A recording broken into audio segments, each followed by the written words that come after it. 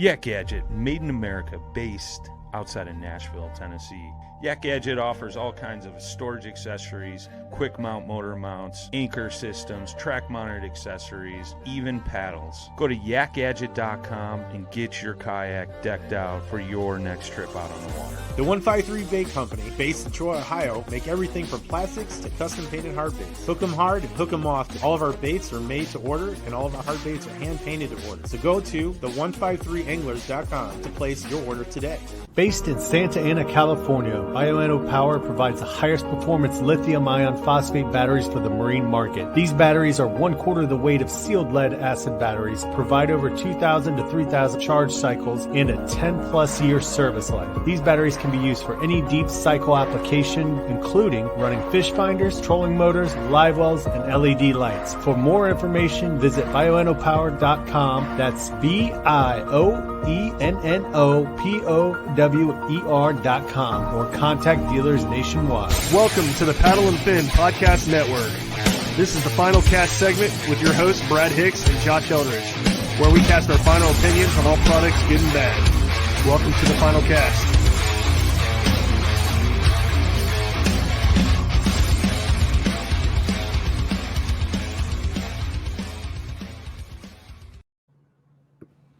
You're listening to the final cast on Paddle and Fin Podcast Network. I'm Brad. What's up, Brad? What's up, man? How's it going? What's up, Brad?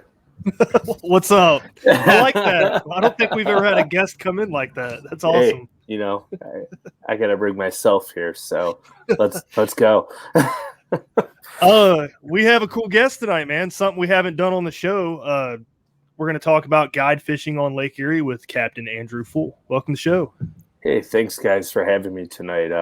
Glad we were able to make this work. I know we tried last week and some things came up, but here we are. So thanks again for having me on. To be honest, it feels kind of funny without seeing Bailey's face on the screen here, because I see him like 2-3 times a week and then talk to him 100 times. And now he's doing his whole working man gig. So I don't talk to him nearly as much now. So this is nice to see some fresh faces, I must say. Heck yeah. So let's start off with that. I know you are co-host on the Serious Angler podcast, but how long have you been doing that? And just let everybody know what it's all about. So what are we at now? I think we're going on like episode 240. We might be past 240. We're somewhere in there. I joined in at episode 100. I believe we made that announcement a little over a year ago. We were running 3 episodes a week. We've since cut it down to 2 because we're just insanely busy with everything that Bailey has going on, everything that I have going on.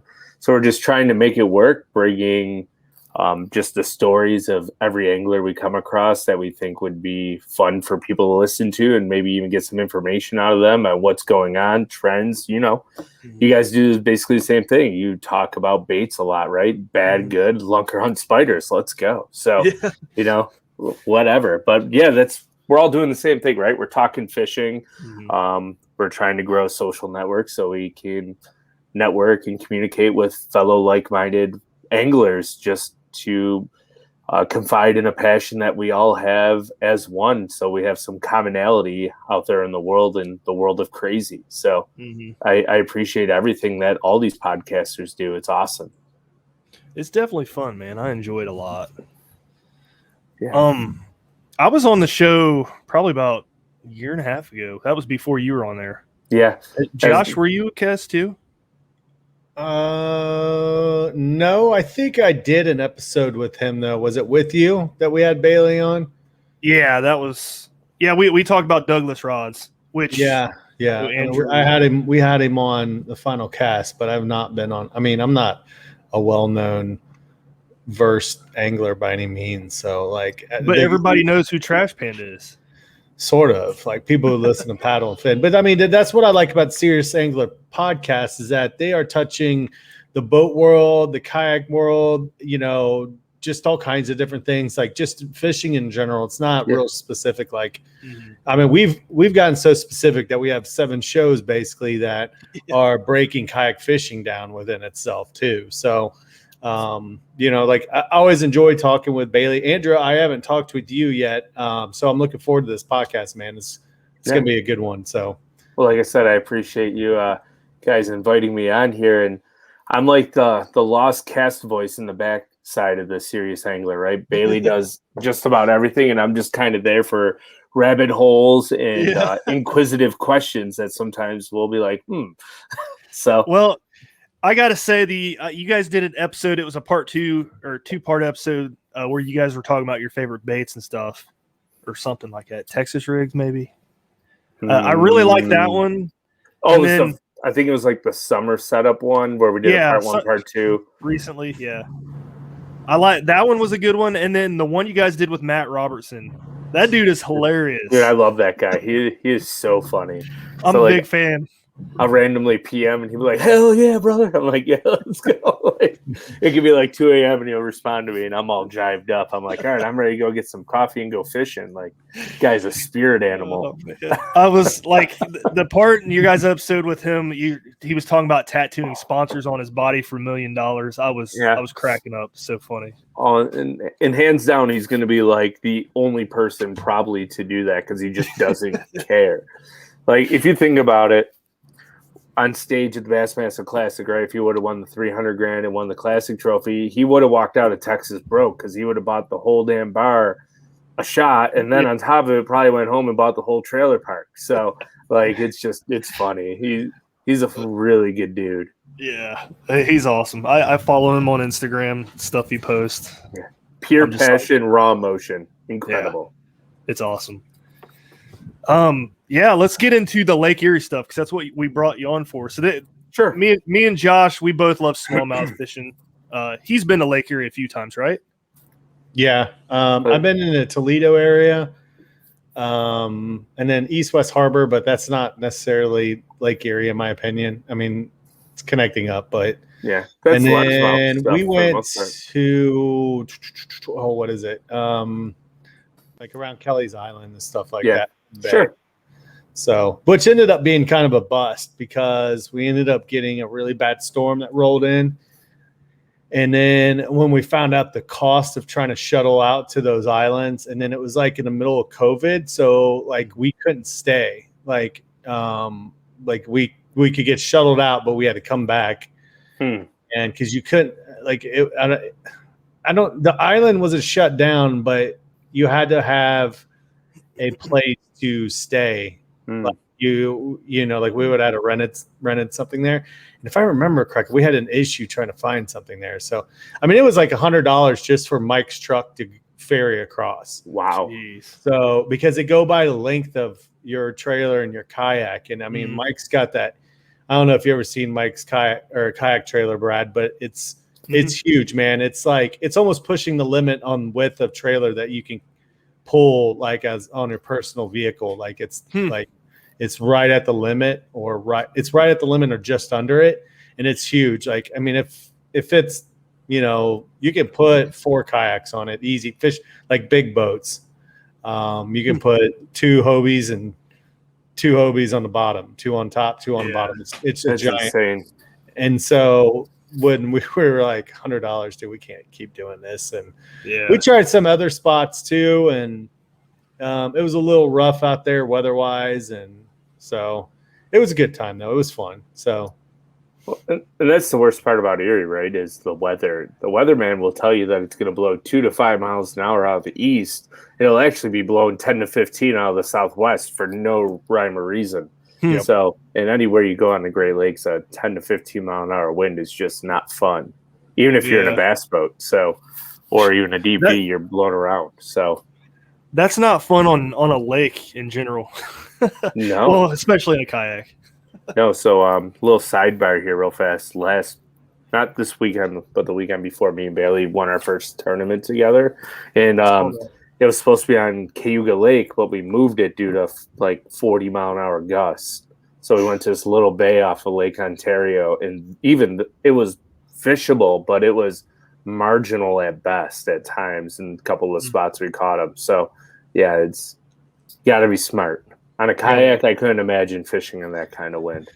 I don't know how they do it. I mean, we've had Casey Reed on the show a long time ago when he won a KBF trail, and dude's out there in like I don't know what he said, 3-foot rollers or something on a kayak. I'm like, Yeah.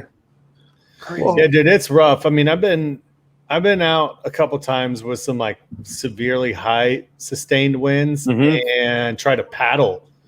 Like it was like 25 sustained, and we were in a little marsh area that was on average 2 feet deep, and it was the most obnoxious thing that I ever done in a kayak was trying to paddle around in that. And when we were out on Erie, like for the most part, like wave action wise, we were all right. We just kept having these storms blow in, and they would blow, like they kept we dodged like all of them while we're out on the water. But it got to a point where like, all right, this one is bigger. This one's coming in. Like, I don't think we can dodge this one. And we all got back, and literally the instant that we pulled the boats out and got in the trucks, it just unleashed fury on us. And I mean, it's safe. Yeah. I mean, we got back. We saw it coming. We're like, all right, let's just head back. But the best part was as that storm front was moving in, it was hitting us in the back, right, on our way back to the ramp. So it pushed you. And it pushed you like you were surfing the waves. It was awesome, dude. That's incredible. You would pedal real fast, and then the wind would gust, and you just coast at like 6 or 7 miles an hour. I love it. Like that is my style right there. Like that's what I'd be doing all day. So yeah. That's awesome. But yeah.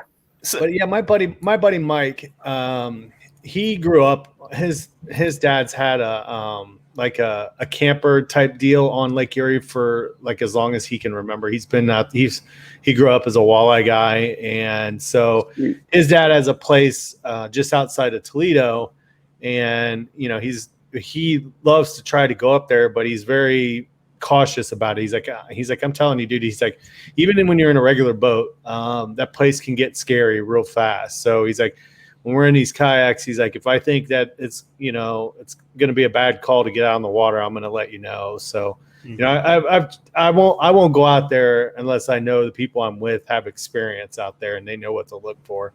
There's no reason. I mean, you can get in so much trouble so quickly.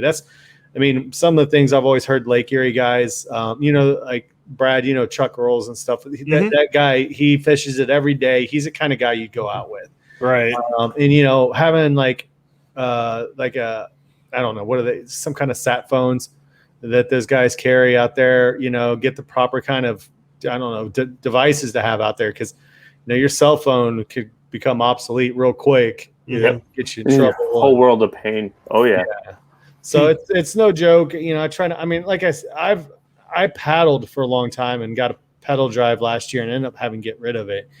And the pedal drive definitely helped in lakes, but it doesn't solve everything, man. Those waves get big enough, dude. It gets scary real fast. So, absolutely. And the Erie is known as like one of those places where it's like, okay, you think that the wind is coming in a certain direction, but like Andrew mentioned, all of a sudden it's going the other way, and you're like, okay, so waves are coming at me and coming from the side. Like, yeah. Why am I moving from south to north, but I'm blowing east to west? Like what is going on here? Oh, it drives me insane. Me insane. The one day this spring, I was on it was a guide trip, and we had a strong northeast wind, like 10 to 20. So we can get out in 10 to 20 northeast winds. But the day before, it blew like 35 out of the southwest.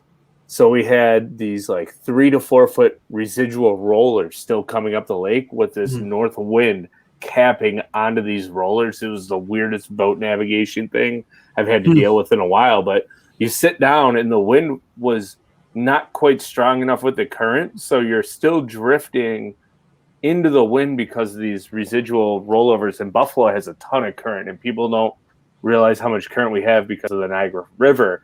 But we're still drifting with the waves at like 0.8, 1.2 miles an hour with this wind blasting us like in our face. We're like, this doesn't make sense. Like my first 2 drifts were just all wrong because I'm like, I should be going that way, but I'm going this way. But the waves just dumb. big old washing machine. Yeah, exactly. Like, and we still caught the crap out of them, but it took a few minutes to figure out what the heck was going on.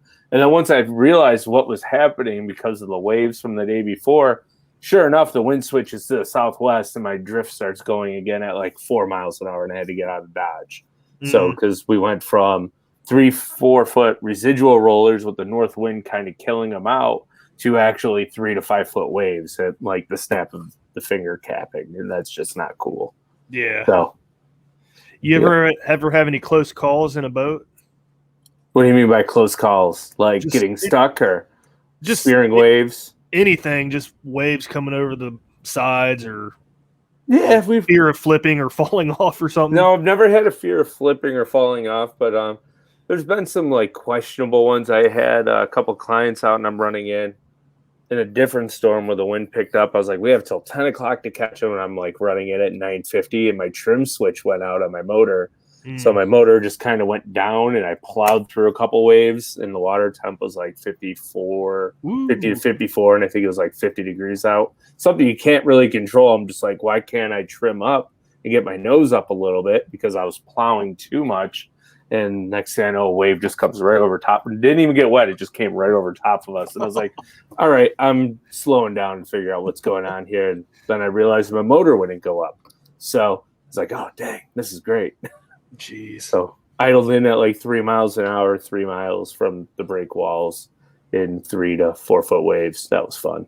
Yeah, that's one of the worst experiences I've had. I've been out there in thunderstorms where you're just on the water and it's sunny over you, but it's just black wall all around. And you go to cast, your line goes 50 feet up in the air and you can feel your rod vibrating. Been there a few times. That's crazy when you can hear it too. Yeah, it's like, Yeah. Oh my goodness. Oh, it was fun. And we're catching them too, so it was really hard to leave, you know?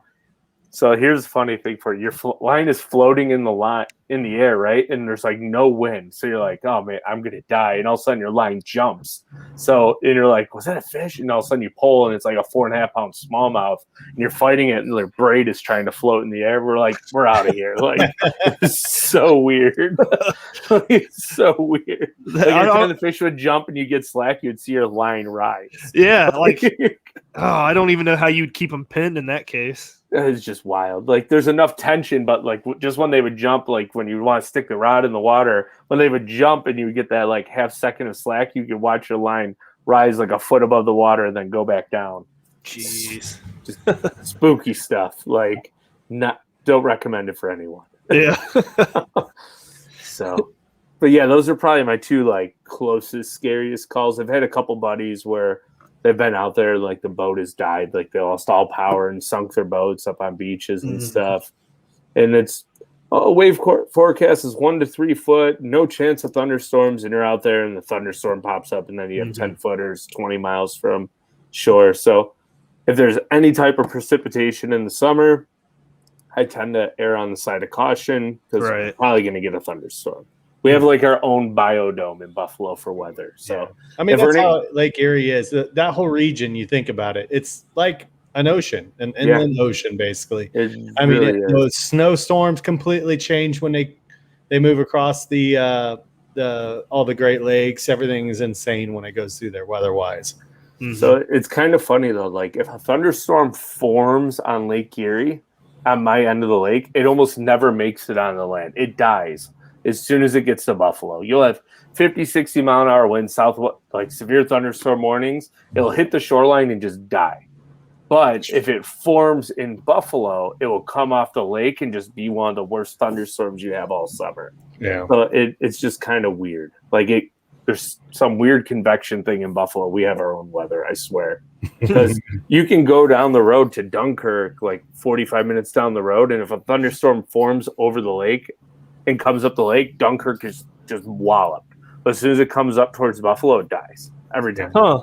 That's weird. So it's the same way with snowstorms. Yeah, you guys got some crazy weather up there. Even crazier in Cleveland, I'd say, for sure. So, and I think it's the way the lake actually faces with the jet stream or whatever, and then the surface currents, it just dies for whatever reason when it hits Buffalo. It's like the all-time weather crusher. So, I want to go visit Buffalo, man. Yeah, I always come on want to up. go there. I'm real big on like towns with big sports traditions. Yeah, you got to come up for some smallmouth fishing and a Bills game. Like that's what's up. Heck yeah, that'd be sweet. As long as these guys are playing them. I think we play them week 1, but I think it's at home. I don't remember. I know they play them this year. Let's look. Yeah, I think you're right. It's week 1. I remember talking to my brother about that. Yeah, it's in Buffalo, September 12th. Ooh, There you go. tempting. Yeah. So let's rewind a little bit. How did you get into guide fishing, and how long you been doing it for? So this is my first year guiding. I just got my captain's license right before Thanksgiving 2 years ago, and then COVID kind of messed everything up. So I got my application in for my United States Coast Guard Marine Merchant license, basically with like 5 days to spare. And then I also got my New York State Guide license. So I can guide anywhere in New York, not limited to Lake Erie and the Great Lakes and any like canal system that connects the Great Lakes to the ocean. So like the Erie Canal. And there's some lakes that you need the Coast Guard license on inland to guide in New York, such as like Cayuga, Seneca, Onondaga, Cross Lake, and Oneida. And I think there's a couple others too that are on that canal chain that you need a captain's license, and a lot of people don't realize that. But I'm also a big salmon and steelhead fisherman for like hiking in. So I got my New York State Guide license, so I can do a lot of that as well. So the goal is 50-50. So 50 bass trips and 50 salmon steelhead trips a year. I'm golden. So That's cool. That's where I want to be. I didn't realize you did all the other salmon stuff. Yep. I always see smallmouth pictures. Yeah, so I don't really showcase all that too much. I didn't do it too much last year, but I actually grew up. When I was 17 years old, I learned how to stream fish for steelhead, and it really taught me a ton about smallmouth. So smallies and river systems set up almost identical. And Buffalo is, if you really think about it, if you were to come up here and see the current we have, it's just a big river system in Buffalo. So, and I was able to figure that out relatively quickly when I got my first boat on how they set up about 10 years ago. And I've just been knocking their doors off ever since, in my opinion. So I've always heard that as well. Like trout and salmon, they all set up pretty similar to smallmouth bass. And that kind of brings me to something. You guys have rivers there that probably fish pretty well then too, right? Oh, yeah. For smallmouth? Yes. So the upper Niagara and the lower Niagara don't get the credit they deserve, like the St. Lawrence, because it's so big. I mean, on any day on the upper Niagara in the summertime, if you get like an overcast kind of rainy day, so the pleasure boats don't come out, you can catch 80 to 150 fish, and they're all over 2.5 pounds. Wow. So, but you're fishing in 3 to 5 mile an hour current too, which is the fun part. Yeah. Yeah. It's I don't think our river's that quick, is it, Josh? Maybe in some spots. Now you got to remember the elevation changes happening, and it's our rivers around here are relatively flat. So yeah. When I think of Ohio, I think of like the Grand River. I think Conneaut, which is the Grand River, is a pretty big river that it's a Lake Erie tributary that flows into Lake Erie. That's the big one. Conneaut, which kind of flows into PA, which is all eastern Ohio. I don't know too much about your side of Ohio besides maybe the Ohio River. Right. So. Yeah, I'm about an hour away from the Ohio, and I've never even fished it. But I've heard it's pretty quick. It's interesting. Yeah. That'd be cool. I don't know. That'd be cool to get out there and try it, though. I just don't know where to start. Yeah. Well, you guys can always hop on my boat. So, you ever been down this way? No. I was talking about up here. Oh, okay. I was about to say. No, I've never been in the Ohio, so I don't have plans to fish it unless I have to. Yeah, it's all good.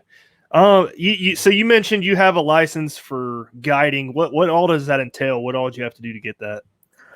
So for my marine merchant license, it was the hardest test I've ever taken in my life. There's 4 tests. There was chart and plotting. There was general navigation. I can't remember them all. Actually, I think I have it here, all my test scores. Hold on. So I have a memory of what everything was. So I think I have it in here. My wallet is an absolute mess with all my receipts I have to put in. Did you have to like take classes and stuff also for this? Yeah. So it was 8 weeks, 2 nights a week, 4 hours a day. and I studied probably 120 hours. Wow. So there was chart navigation, general rules, deck gen, which is like all of your safety equipment and stuff, and then deck navigation. So it's like buoys and stuff like that. Mm-hmm. Just so on two of the tests, on one of the tests you had to score 90 and above. No, two were 90 above, one was, and the other two were 70 above.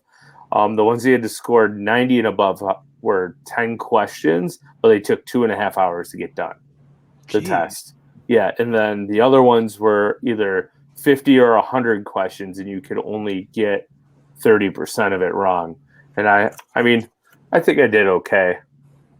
Nice. But, so but for like, it was the most insane 8 weeks of my life. I bet. I've never actually talked to somebody that's actually done this, so it's kind of interesting. So I have to go back and find all my books because I'm pretty sure one of them is supposed to be in my boat. But I have course books of about this tall. And you had to know like every fog, horn, and anchor light for like a tugboat on the Mississippi River. Mm-hmm. Really? It's like, when would I ever see a tugboat on the Mississippi River and be driving it? But I need to be prepared for that situation. So that's just in case you come down to the Ohio River. Right. Yeah. So I guess that would be the closest place that I would deal with it. Or and then they pull you over and they're like, "We need a driver. This guy had a heart attack. Andrew, can you help us?" Yeah. I don't think I'm actually qualified to drive a tugboat per se, or like one of those barges. I think that's like 100-ton, and you need like 3,000 hours on the river, and like 1,000 of them are like junior deck command while driving a tugboat. It's just insanity. Yeah. I have no dreams or ambitions to get to that point. I'm right where I want to be. I got my master's license. I could do U.S. boat tow assist if I want. I could essentially buy, like, Buffalo has these paddle boat tours that they take people out and they get just blasted on, and you kind of just drive them around on a little motor in a pontoon boat while they spin their feet like they're paddling a boat. I could do that with my master license, but I just want to fish and take people fishing and make memories and watch people have a good time. So, and when we get on, I ask guys, I'm like, I could fish with you or I don't have to. It doesn't matter. I'm like, if I fish with you, we're going to figure it out quicker, and I'll just change once we're mashing them and you guys get the hot stuff, and I'm just going to mess around and see if I can get them to eat anything else. And I mean, we've caught, I have it written, I don't have it here, so these are unofficial numbers, but I want to say my clients this year have put over 1,700 bass in the boat on like 18 trips. Wow. 18 trips? 18 trips. Because I work full time. So I guide part time. I took 3 weeks off of work and guided, and like 3-4 days each of those weeks, and a couple of random weekend trips here and there. But yeah, we have 6 over 6, 85 over 5, and then like 1,000 over 4. Just insane. That's awesome. Yeah. That brings me to a good question. Is there ever any extra added pressure for guiding somebody, like to catch a fish? Yes and no. So to start, I'll be like dead truthfully honest here. I have cherry picked my way through the start because I wanted to have an easy transition into guiding. So I've taken a lot of people that are actually like kayak anglers that fish tournaments, or guys that have boating experience that have just never been to Erie and they want to see what catching big smallmouth is like. So I tend to cater to those type of anglers and guys that I know that aren't going to burn my spot. So, I mean, I have taken a couple of these guys to like the juice, you know what I mean? Like you protect that from some people. So I have taken them on some of the, like the really, really good stuff. And then if I'm worried about it, I might take them to some like B or C quality stuff, but we're going to catch them. So it doesn't matter. I have over 1,000 waypoints in Buffalo of good stuff. So I'm never really worried about them not catching a fish. It's just how big a fish are we going to catch? Right. Because now we're getting into that weird part of summer where we can go out there and only catch 10 pounds for 5 fish, or we can catch 23 pounds for 7 bites. So this is my least favorite time is July, because we're coming right out of this. The spawn is just ending in Buffalo. So we're going through a weird transition phase right now. We have a ton of fish that are post-spawn in the summer pattern, and we don't have too many that are in that post spawn. So all of our summer fish are dispersing and going out into their single 1 to 3 fish groups all over the place. Then we have some post spawn fish that are super finicky because the water is so warm for so early in the year that it's all over the place. The one day you can go out and catch 70, the next day you're going to catch 5. Right. So that's what we're dealing with right now. That blows my mind because our spawn down here was beginning of May, right? Something like that, Josh? I want to say mid-May, somewhere like that. It was a little earlier this year just because we had a really big warm front that came in May. Mm-hmm. So they pushed. We had that too. And the water temperature jumped up like 10 degrees in just a few days. And then it dropped, though, right away. It was really weird because then we got like the 30-degree weather back. Like we hit, I think, 80. And then literally within 2 weeks, we were back down into the 50s and then 30s at night again. It was stupid, man. Ohio's so bad for it. So dude, it was the same thing here. It was like the second week of May, we went from like 50-degree days to 85-degree days, and we went from 45, 48-degree water temp, and we're just blasting like 120 fish a day to 85 degrees. Water temp jumped in the mid-60s to 70-degree surface temps, and the smallies went from the main lake to the spawning ground in 3 days. We're on beds, digging up gravel, and then 3 days later, they were gone. Yeah. So that was our first wave, and they were all giant fish. So we went in there and beat up on spawners for a few days because they were just gone on the main lake. And now they've been slowly trickling. Like we get like 4 waves of spawners every spring. It starts the second week of May and goes all the way till about the first week of July. So last Wednesday night, I fished the Derby with my good buddy Jeff, who's my Wednesday night, Saturday tournament partner for. We have a Sun Life Marina trail, and we were catching fish on bed. Like 100% no doubt in my mind that we were catching spawners. Yeah. Are you flogging for them too? I would if I had a flogger. I know how to use it. Okay. But because we had so much weather and the water was kind of off, you couldn't see them. We're fishing 8 foot of water. We had 1 foot of viz. Yeah. So I was watching MLF last weekend on St. Lawrence, watching those guys just flog with drop shots. It's like, this is cool. If somebody should have ran a game to take a shot every time a wave hit the flogger off somebody's face, there would have been a lot of sick people in the world because a lot of those guys got punished. Mm-hmm. So it's kind of funny to watch them holding the flogger like right over their eyes, and you see them like back up because their eyes are watering because they took it so hard off the ringer. So yeah, I was like, oh gosh, like you poor guys. I do not want to be in that situation. I saw Jordan Lee posted a picture on his Instagram of he actually got a real good picture through the flogger, a fish on the bed. I was like, man, that's a good picture. Yeah, well, that's what it does, right? So it's just this big magnifying glass, really, that takes all the glare out. So when you cover it in black, no light gets through. So funny story, if you watch day one, if you go back and watch day one of MLF, they all had orange floggers. Everyone in the field had an orange flogger. And then the next day, everybody had them duct tape black. So whatever local hardware store there that had black duct tape made a killer profit that week because 100 anglers went out and bought black duct tape and taped their floggers. That's funny. So yeah. So it's just because it cuts down on glare so much. Yeah, that's funny. So let's talk about smallmouth fishing up there. What is it like fishing out Buffalo and Lake Erie? What kind of structure are you looking for? What's the patterns you see that the smallmouth, like once everything kind of settles down, you're outside of your spawning time? Because I mean, obviously when you get fish that are in a spawning pattern, everything's kind of grouping up a lot of times in areas that are known as a spawning area. But what's the smallmouth behavior outside of that? You know, do you guys get the wolf pack type thing where, like, I noticed you said, you know, they're traveling, there's like 3 fish groups and they're moving all the time. Tell us what you see out there, and what are you looking for when you fish Lake Erie outside of Buffalo? In the summertime, I am looking for groups of 1 to 5 fish. Those are going to be my bigger fish. If I come into a wolf pack of fish, they're all 2 pounds. 2 to 3 pounders. That's not what I want to term. It's great It's a great limit filler to start the day out to get 5 in the boat for 15 pounds. But the biggest thing we have to worry about up here is fish care because we're catching them in 30 to 45 foot of water. So as soon as they come up, we got to pop them with a fizz needle. If you wait too long or if you fizz them improperly, those 2 to 3 pounders, they have a smaller air bladder on them. So it's a very small refined area where you have to poke them through the side to release the air. So they sit upright in the live well.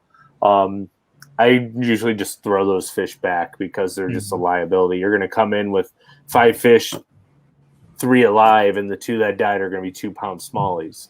And it hurts the fishery in the future.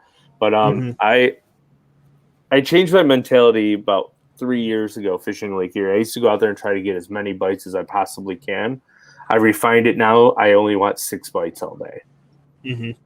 I'm searching for 4 to 4.5 pound fish. Every time I make a drop, I have to know that it's a 4-pound fish. And you can tell by looking at your graph what kind of caliber fish you are looking at just on 2D.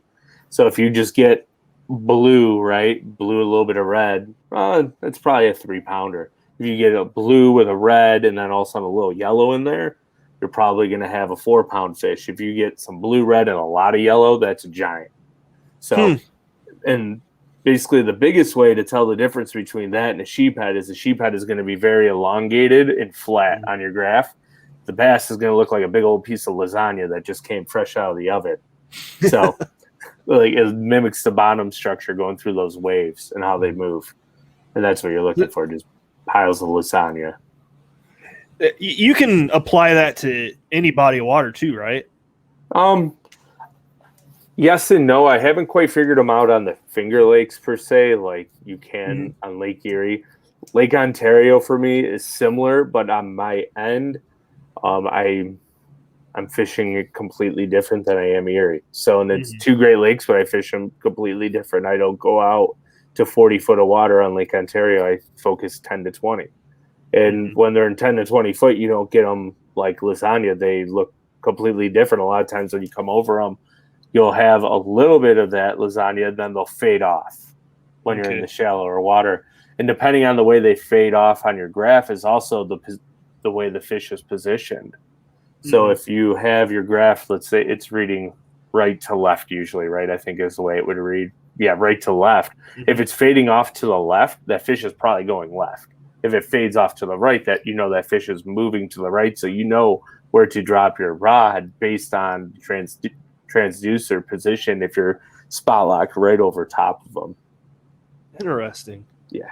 You'd be a good candidate for the Bass Fish for Noobs segment. Yeah, I guess. So, I mean, that's like general electronics. It gets a little more complicated than that. You can double it down. I run Lowrance Lives. It's Pallet 12, I believe, is the pallet I run. Josh Douglas, a little plug here for Josh Douglas. I've watched a lot of his electronic seminars that he's posted on his YouTube page. And this pallet is, when I do electronic training for some clients, this is the pallet I automatically set them to because it's a hard brown bottom. And whenever you find something hard, like it's hard brown bottom, which means it's just the bottom, right? As soon as you find something hard, it will change colors. So you can kind of tell that it's a rock or a gravel transition to rock. And all of a sudden you'll see by that rock, we'll say the rock is green. It's super hard. And all of a sudden right next to that rock, you'll see a little bit of blue, red, and yellow, but like there's a smallmouth. If you're on pallet 1, the standard Lowrance settings, everything is red and yellow, and that rock will be just a little bit more red and yellow, and right next to it will be a red and yellow and blue thing. And you're like, oh, is that a rock? Is that a fish? It's a little more detailed, but to really dumb it down and make it easy, I always run pallet 12 because then I can explain it to clients what I'm looking at as well. It's not just brightening up whatever base color is, based off hardness. It's actually separating the colors out. Exactly. You're getting a whole different color based on how hard that object is. Yep. That's pretty cool, man. Yeah. So, and thank you to Josh Douglas for that little tip because I always ran it on just standard pallet 1. I could always tell what it was by adjusting sensitivity. This really made my life a lot easier. So, and side scan too, like couple weeks ago outside scanning one of the flats that I fish, I found a bed in 38 foot of water on my side scan. Hold on, let me find the picture. Yeah, I'm interested to see this. And it's kind of crazy. And you can see the fish on the bed too, which is even crazier. And I drifted right over it like 10 minutes later and caught one off of it. So I know smallmouth can spawn in deeper water. Oh yeah, that's cool. That's a bed. Yeah, but right there, see a little bright spot. It's kind of hard to focus. Just a little bright spot, the little shadow just above it. That was a 4.5 pounder. Nice. Did you get him? Yeah, oh yeah, we caught him. That's awesome. So, see, I knew they could spawn in deeper water, but I didn't think it'd be that deep. That's interesting. Oh yeah, that's a good one. So yeah, like what time did I take that? 6:53. That fish was caught at 7:24 a.m. Yeah. So 20 minutes later, yeah. That's I drifted over it, and I'm like, oh, I'm going to get bit. Like, going right over the waypoint, and then literally a dunk. I was like, yep, there he is. Nice. So when you do see something like that, you immediately hit, like, the waypoint button and then, like, turn around and cast? Or no, because I was on a guide trip. That whole area, and without giving any, like, hints or juice here, I have probably 700 gravel spots in that area that it's just loaded. So I just kind of set up based on the drift. Every time I move to, the biggest thing that people will do out there is they'll automatically, at the end of the drift, they'll fire up their motor and they'll run like a bat out of hell to the start of the drift. I drive it 3 miles an hour the whole way because I'm looking for more fish to see if they're 200 foot, see if they've moved. And a lot of times I'll throw a different waypoint on a new pile of fish. And I'm like, oh, I don't have a line through there. Let's drift that one this time. So I'm always actively looking for more fish when we go to restart my drift. Because, yeah, we caught 7 on this one, but as I'm driving back up, I'm like, oh, there's no more fish on it. They may have slid over here. And you'll see a lot of guys get in this routine of doing the same drift over and over and over. And then after like the 4th time, they're like, oh, we're not getting bit anymore. And then I'll just progressively move my way with the fish and just stay on them all day. That's cool. Yeah, it's the little things. Yeah.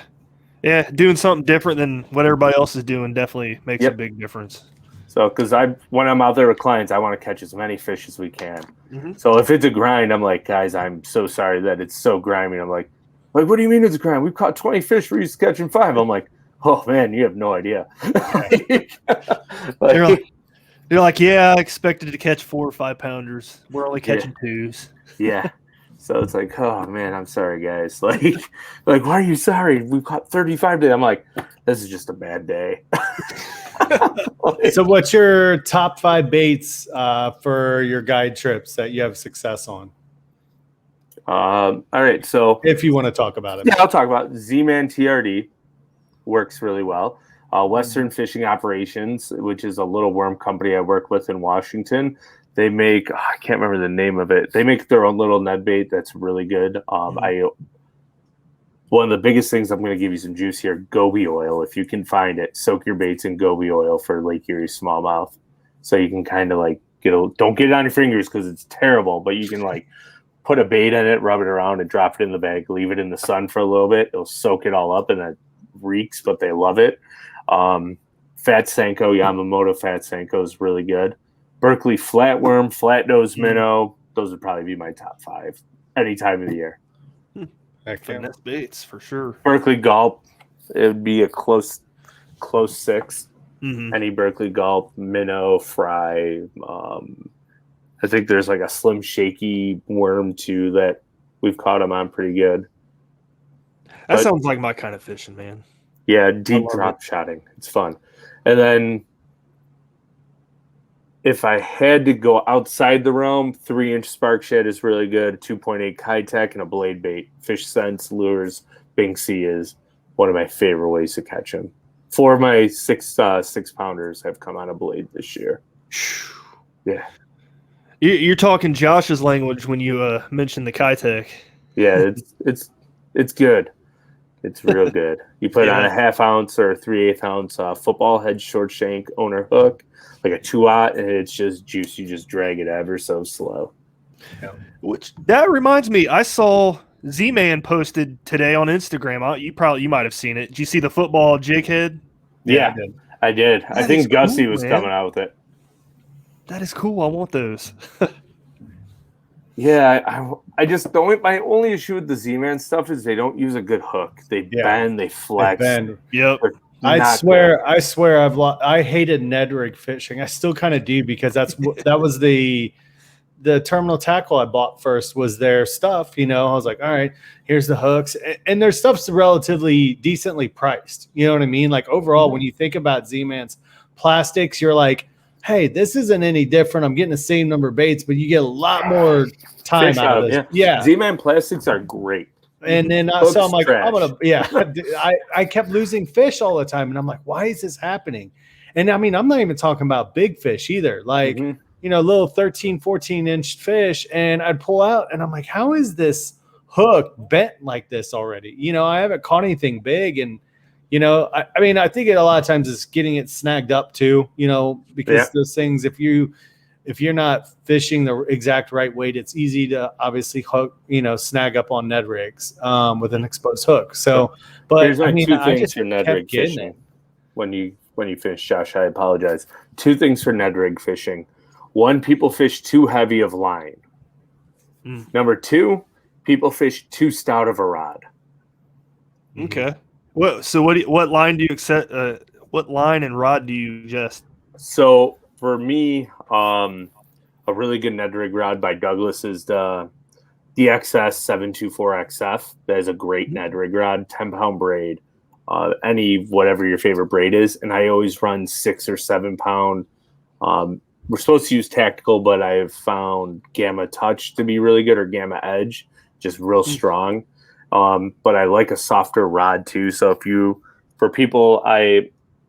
before Douglas came around, before I was with Douglas, one of my favorite rods I ever owned, and low-key, don't shoot me here, I still own it. I'll never get rid of it no matter what anybody says, is the old gray blank Shimano Kumara 7'2" medium extra fast. That is the best Ned rig rod you will ever buy in your life, if you can find them, because they stopped making it about 10 years ago. Huh. Interesting. Well, I used the Douglas 610 3XF. Go longer. Trust me. Longer? Go longer. Yeah, so my ideal Ned rig rod is 7'2" to 7'6". I want a longer rod, even when I'm fishing largemouth with it, because 1, it's leverage. 2, you can use lighter line with a longer rod, and 3, you get more snap. Okay. Yeah, a 6'10", if you're going to bend more hooks with a 6'10", and you're also going to rip it out of their face more, because a lot of people with a Ned rig want to hammer them, right? Yeah, want to just hammer on them. So that's where you're starting to bend your hook. With that 7'2" to 7'6", if you have like a medium to medium light powered rod, you literally just reel and lean like a drop shot hook set. So all of my Ned heads, I get custom poured. I have owner 5313 hooks in them. They are a pain in the butt to pour. So if anybody ever finds them and wants something to pour them, good luck, because it sucks. My buddy hates me every time I bring them to him. But I don't lose fish on them. They don't bend. They're a little bigger, stouter hook.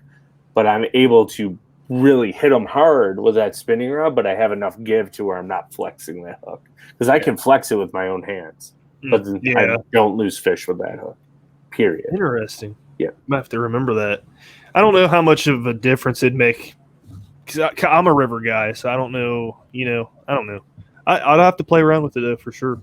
Yeah, I'm a tackle tinker, so me and Bailey have had hundreds of conversations where I've yelled at him like, "You're doing this wrong," and now he's starting to come into like fruition with it and laughing at me. He's like, "You're right, you're right."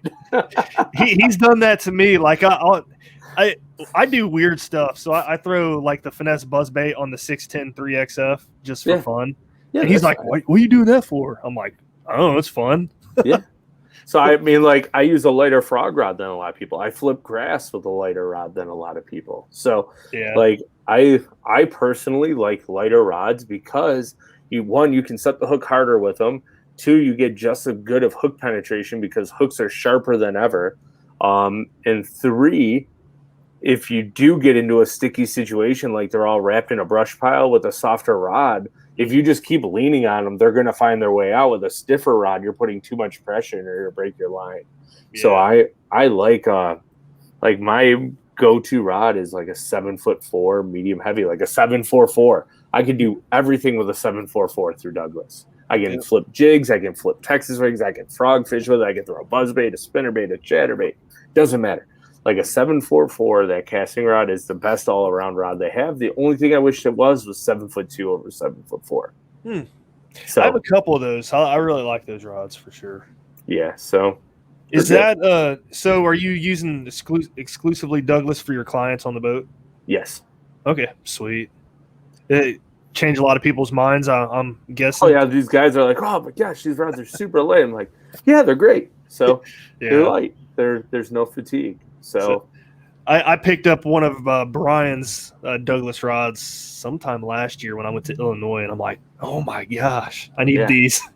Yeah, the X Matrix is super light. Even the LRS are light, but I mean, like, I still have some rods from my old stash that I will never ever get rid of. Right. No matter if Douglas told me I had to get rid of them, honestly, I'd probably see how I'm keeping these rods because they're just incredible. I won't talk about them on the air, but they're like, I've been fishing with them for 4, 5, 6 years. I'm just familiar with them, and that's key. That's the one big switch I've done though this year is I switched all my casting reels from Daiwa to Shimano. Okay, yeah, I'm all Shimano too. All MGLs. I have all Corrado and SLX MGLs. That is one bad little reel. Yeah. Oh, I agree. I'm throwing the DCs right now, but I tried my buddy's MGL. I think it was. Did they make a?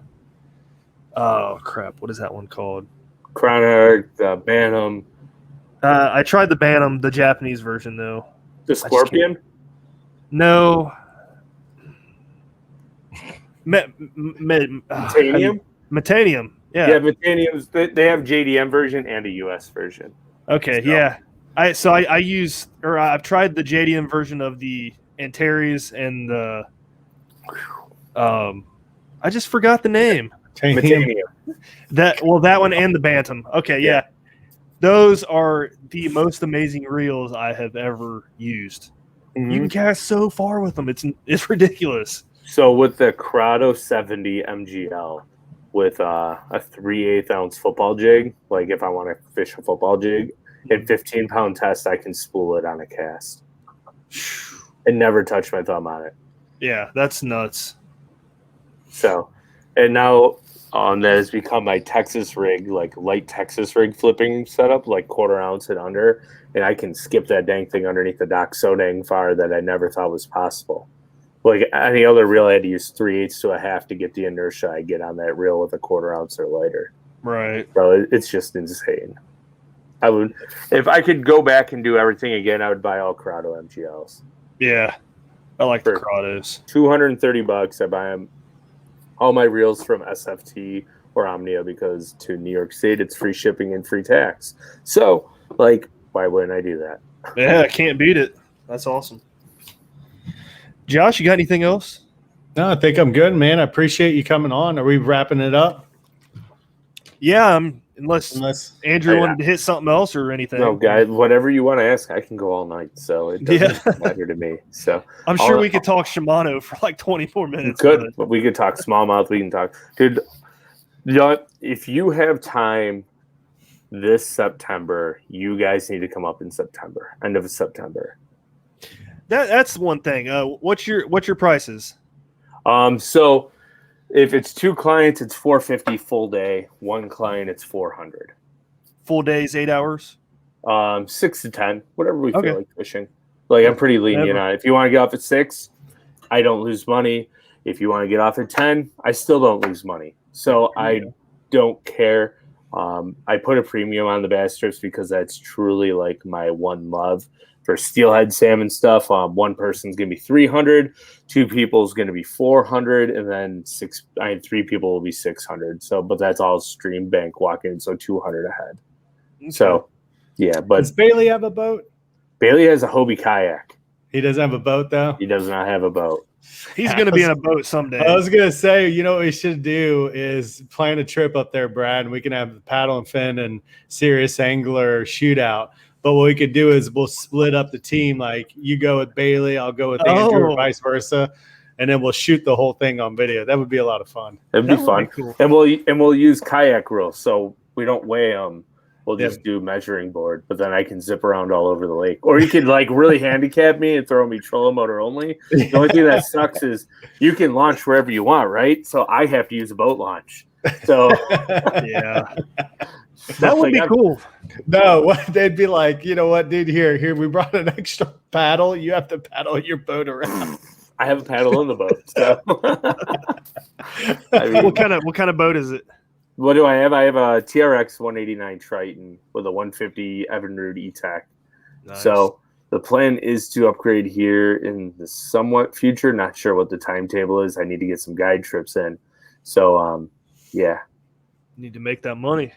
Yeah, we need to make a lot of money. What are you upgrading to? That's one that Phoenix. I do want a Phoenix, but I'm torn, right? So like Basscat has the Lynx, which has a very wide deck, the 96-inch beam. Falcon makes a really nice boat. Blazer, I would love to get into a 650 Blazer Pro Elite. It's just whatever the right deal is at the right time. So that's what it comes down to. And I might be a year out. I might be 2 years out. I have 5 years of motor warranty left on my boat, so it doesn't really matter to me. It's just, is it more comfortable for clients? But I'm also going after guys in bass fishing that actually bass fish a ton, because not only does it make my life easier, but it makes your life easier too, because you're going to catch a lot more fish. Because when I tell you what's going on, you're going to understand and comprehend it. I hate aimless dragging. Just Ned rigs, I think it's the most boring thing. I don't think anybody should ever pay for it, but sometimes that's what the bite is. Like in the springtime, it's dragging baits and you catch 9 fish adrift. Where I like this midsummer stuff, if somebody came up here and was like, I would just want to go around and graph with you and catch our 5 biggest fish that we can, sign me up, because that's the way I fish. Even in tournaments. Go ahead. That is what I would want to come up there for. 5 big bites. Yeah. So, I mean, I can never promise 5 big bites, but we would give it hell. Right. So, yeah, that'd be fun. I mean, I can catch, 2-pounders here all day. Yeah. Down here. Well, that's the thing. Like, no matter where we go, we're going to catch endless amounts of 3-pounders usually. Mm-hmm. So, like, if I'm fine with that. So, but I'm like, this is why I'm saying you guys need to, if you're going to come up, you need to come up near the end of September. Because if we get blown off of Lake Erie, I can go to Lake Ontario and we can catch them power fishing, crankbaits, jerkbaits, A-rigs, swim baits. The Upper Niagara is the same thing. If we get blown off Lake Erie, we go into the Upper Niagara and we could sight fish our way to 24 pounds. Heck yeah. You can't do it. I wouldn't do it if the lake is open, because you don't catch it's not guaranteed we're going to have a better shot at a giant in the lake. Yeah. But I mean, like, if you just want to come up and just blast fish, man, we'll go river fishing and just crush them. So, and they're all 3 to 5 pounds, and most of them you can see. So, sounds fun. Yeah, man. And that's the other thing I should throw in there too. I give multi-day discounts. So if you book 2-3 days with me, you do get a discount, but it depends on season, depends on weather, etc. So I'm very workable. I just want to go out and have a great time. And also, once this becomes my full-time gig, I have to make money. Mm-hmm. So that's the other deal. Right. That's cool, man. I hope you all have success with that. That's awesome. I appreciate it. And you guys got to come up and fish. That's what I tell everybody. So everybody that can fish, come fish. Yeah. And if you don't know how to fish, we'll figure it out, because I would still love to have you on the boat, because we will catch them by the end of the day. Yeah. So, and one last thing. Sorry, tangent here. I do offer a $100 gift card for the biggest fish of the year. Right now, it is being led by a lady angler at 6 pounds and 1 ounce. Jeez. So she's got the fish to beat. Yeah. That's awesome. It was funny. I was joking around like 2 minutes after she got hers. I was like, oh, I just want to catch a 6-pounder. It's been like 4 weeks because they let me fish from them. I caught one that was like 6'4", like 2 minutes later. Yeah. That's insane. I was like, this is a really big fish. I'm sorry. Like, do you want to reel it in? No. All right. Like, it's a big one. What do you think the length on that fish is? It was 22 1/4. I measured it. Yeah. That's insane. Yeah. That day alone, we had 9 fish over 20 inches. Nice. Hey, see, I went 8 years without catching a 20 until this year down here. Congrats. Thanks, I So, appreciate it. I don't know. I need to start keeping track of how many 20s I catch because there's been, I'd say we probably put it over 20 over 20. No, 50 over 20 this year in the boat. That's awesome. It's been a fun year. That's awesome. Well, cool, man. You want to let everybody know where they can follow you and find you, or how to book anything before? So on Instagram, it's Full Fishing Guide Service, Andrew Full. Email is fullfishingguideservice@gmail.com. My Facebook, I believe, is Andrew Full Bass Guide and Tournament Angler. Don't quote me on that, but it's very close. Or you can even add me on the social, like my personal page. It's Andy Full. I answer to everybody pretty much immediately. Phone number is 716-535-0908. Call me. I don't care. So let's talk. Let's go fishing. And I do take a deposit. It's $100 if you do want to book a day or 2 or 3. It's just $100 deposit, and we go from there. Awesome, man. Sounds good, buddy. Thank you, guys. Josh, who do we got next week? I think we got John Thomas from Yak Gadget coming. Sweet. It's our next scheduled one. So he's a return guest for like the 4th time. So yeah, I figured we'd get him on since he's got that that new rod staging system. I don't think we've talked about it yet. No, we haven't. And it's gaining a lot of popularity, and there's a lot of people who really like it, and then there's a lot of people who don't like it, or not necessarily don't like it, but they're worried about it. So yeah, there's a lot of people that haven't used it yet. There's questions to be answered. Yeah. So with Andrew, for how kayaks are, how we have our little gear tracks on the side, right? Mm-hmm. And one thing that a lot of people love, especially river people, is horizontal rod storage. And so he's made a system. It's a track mounted system where you can put your rods to your left and right. And then it's even got like a wider opening with like a clip system to put your paddle in the middle of them. Mm-hmm.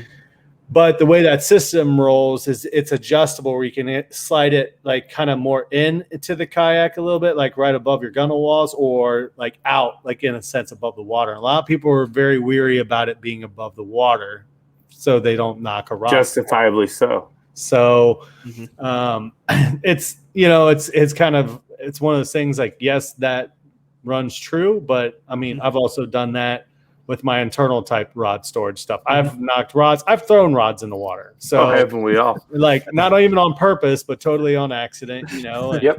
I haven't gotten that mad yet, but don't knock that one out yet, because I might eventually chuck just a rod in the water. Until you throw like an X-Matrix Douglas rod with a Shimano Antares 40 feet from the boat, and you can't get it, and then now you're out of $1,000. So like, I would could you cry. imagine? I'd cry. So Oliver I believe it's Oliver Nye just posted a video a couple days ago of casting a swim bait setup, and he almost went swimming for it because all of his setups are like $1,000, right? Yeah. And it goes like 15 feet from the boat, just straight out of his hands, and you can hear it. He casts, and it kicks a big bird's nest. You just hear, and just shoots right out of his hand. So I did that a couple weeks ago with a Douglas rod and a Corrado K, which is not as much, but it luckily it was right next to my boat. It just dropped right down in the water. I freaked out. It happens. About fell in. So. Yeah, it happens. Yep. Got to be careful. But all right. Well, Andrew, thank you for joining us, man. We'll have you on again anytime you want to come on and talk fishing, man. Appreciate it. Let me know when you need somebody to talk, and if I'm free, I'm always game. So cool. Thank you, Brad. Again, guys. Yeah. No problem. Brad, you want to take us out? Yep. Thanks for listening, guys. We'll see you next week with Yak Gadget, John Thomas, and you guys have a good weekend. See ya. Thanks for tuning in to another killer episode on Paddle and Fin.